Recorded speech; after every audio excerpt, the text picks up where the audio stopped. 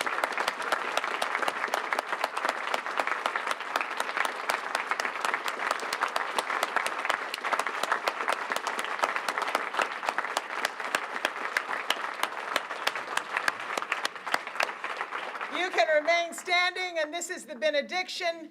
God, you teach us so many lessons through so many ways. Charlie was our lesson, God. Let us learn it, let us live it, and let us go out in love and peace.